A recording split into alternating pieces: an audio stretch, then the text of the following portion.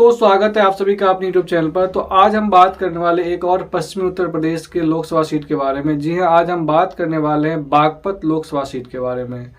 जी हां, बागपत लोकसभा सीट का एक दिलचस्प आंकड़ा है कि यहां पर 57 साल में सिर्फ और सिर्फ एक गैर जाट सांसद दिया है, नहीं तो यहाँ पर जाट सांसदों का ही दबदबा रहा है। और इस सीट पर जो है चौधरी परिवार का खास नाता रहा है। यहाँ पर जो है अगर इस सीट की हम बात करें तो यह सीट पहले बीजेपी के कब्जे में, फिलहाल जो है अभी बीजेपी के कब्जे में है, लेकिन एनडीए गठबंधन के तहत जो है यह सीट आरएलडी को दिया है बीजेपी ने। और आरएलडी ने अपना जो उम्मीदवार घोषित किया है वो है डॉक्टर राजकुमार सांगवान। जी हाँ, उन्होंने अपना कैंडिडेट यहाँ से घोषित कर दिया है, लेकिन इंडिया गठबंधन और बसपा जो है, मायावती की पार्टी जो है, उन्होंने अभी यहाँ पर कोई उम्मीदवार घोषित नहीं किया है।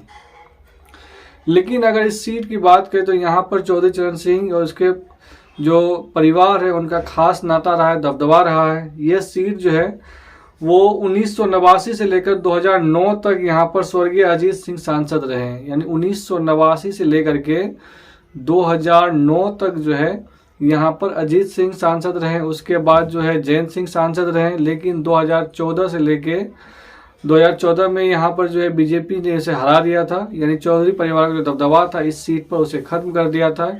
उसके बाद फिर 2019 में भी यहाँ से जो है बीजेपी ही जीत दर्ज किया था, लेकिन अब जयंत चौधरी की पार्टी आरएलडी जो है वो एनडीए गठबंधन का हिस्सा हो चुका है।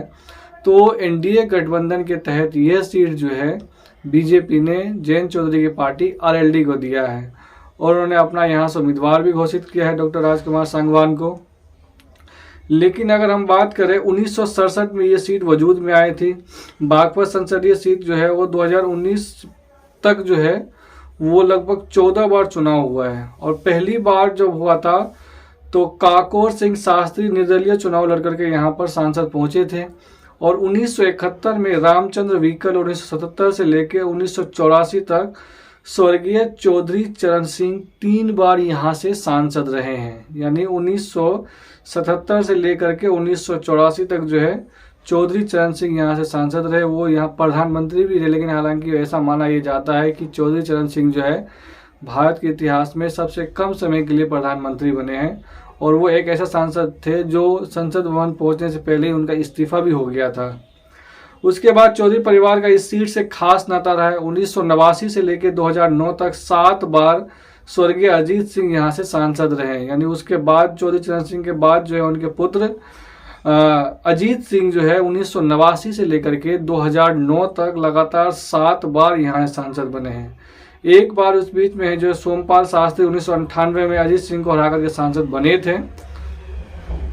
और 2 बार डॉक्टर सत्यपाल सिंह यहाँ से 2014 में अजीत सिंह तथा 2019 में जयंत चौधरी को हरा करके सांसद पहुंचे। यानी सत्यपाल सिंह जो है 2014 में अजीत सिंह को भी हराया था और 2019 में उनके पुत्र जयंत चौधरी को भी। यानी जो सत्यपाल सिंह है वो बीजेपी के सांसद है।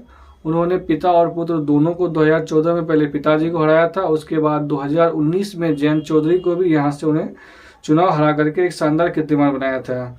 बागपत की सीट से पहली बार 2019 तक सांसद पहुंचने वाले रामचंद्र व्हीकल को छोड़ बाकी सभी लोग जो है वो जाट ही जाति से आते हैं। यानी अब तक जितने भी सांसद पहुंचे इस सीट से जीत करके वो सारे के सारे जो सांसद हैं वो जाट कैटेगरी से ही आते हैं। लेकिन रामचंद्र व्हीकल को छोड़ करके 57 साल के इतिहास में इस सीट पर गैर जाट कोई सांसद आज तक बना ही नहीं है।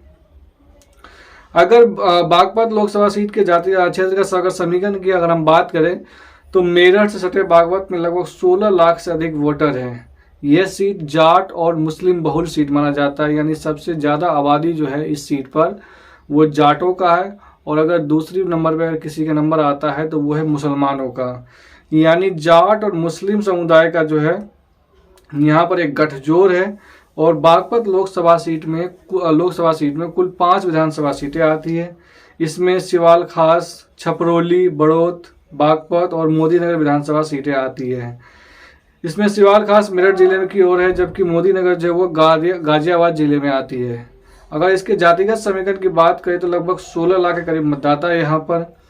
और लगभग इसमें अगर हम बात करें तो मुस्लिम मतदाता जो है वो 3.5 लाख है। यानी अगर बागपत लोकसभा सीट जीतना है तो यहाँ पर मुस्लिमों का साथ होना ज़रूरी है, क्योंकि यहाँ पर मुस्लिम आबादी जो है वो अच्छी खासी है, लगभग 3.5 लाख वोटर है मुसलमानों की, जबकि दूसरी सबसे बड़ी आबादी जो है वो जाट वोटर्स की है, जिनकी आबादी 4 लाख के लगभग है। और इसके अलावा इस सीट पर 1,50,000 के करीब दलित मतदाता भी हैं। अगर ऐसा ये माना जाए कि अगर मुस्लिम और दलित मतदाता एक साथ हो जाए, अगर जाट तो अभी जयंत चौधरी के साथ जाएंगे क्योंकि वो एनडीए के साथ गए हैं, लेकिन अगर मुस्लिम और दलित मतदाता एक साथ आते हैं तो शायद यहाँ पर उसके जो प्रत्याशी है आरएलडी के वो हार सकते हैं, लेकिन ऐसा देखने को मिलता नहीं है, क्योंकि इनका जो कॉम्बिनेशन है वो स्ट्रॉन्ग है और उसे यहाँ पर जीतने में कोई परेशानी होने वाला नहीं है। ये मेरा अपना एक आकलन है, क्योंकि जाट 4 लाख है जो पूरा वोट जाएगा, उसके बाद दलित वोटर्स भी है वो भी जाएगा, कुछ मुस्लिम वोटर्स भी जाएंगे अगर वहाँ पर ध्रुवीकरण हुआ तो। उसके बाद 50,000 के लगभग आबादी है चौधरियों का, गुर्जर का, राजपूत दोनों 50,000 जो है यहाँ पर गुर्जर और राजपूत दोनों जाति का वोटर्स है, और 1 लाख के ऊपर जो है ब्राह्मण भी है, त्यागी लगभग 70,000 वोटर्स है। तो अगर इन सभी वोटर्स की बात करें तो चाहे वो त्यागी हो, चाहे वो गुर्जर हो, चाहे वो ब्राह्मण हो, ये सभी जाति के लोग जो है बीजेपी का एक कोर वोटर्स माना जाता है और वो बीजेपी को ही वोट करते हैं। जाट वोटर्स की बात है तो लगातार 2 आम चुनाव की अगर हम बात करें 2014 और 2019 की, तो इन दोनों पैटर्न के हिसाब से ऐसा ये माना जा रहा है कि जाट का जो वोट है वो बिल्कुल जयंत चौधरी के साथ जाएगा। अब बात रही मुस्लिम और दलित वोटर्स की, तो इसमें ध्रुवीकरण होने की संभावना है। कुछ वोटर्स जो है वो बीजेपी को जाएगा वोट और कुछ जो है वो इंडिया गठबंधन को जाएगा। तो मेरा ये अपना आकलन है कि यहाँ से जयंत चौधरी को जीतने में उतना खास दिक्कत होने वाला नहीं है, यानी जो प्रत्याशी है उनको यहाँ पर दिक्कत नहीं होने वाला है। लेकिन आप क्या सोचते हैं कि बागपत से इस बार कौन जीतने वाला है, बीजेपी गठबंधन यानी एनडीए, यानी उसके अगर हम बात करें तो आरएलडी, या फिर इंडिया गठबंधन के तहत समाजवादी पार्टी, या फिर बीएसपी? आप हमें कमेंट करके बता सकते हैं। चैनल पे नए हैं तो प्लीज़ चैनल को लाइक, शेयर और सब्सक्राइब कर दें। धन्यवाद।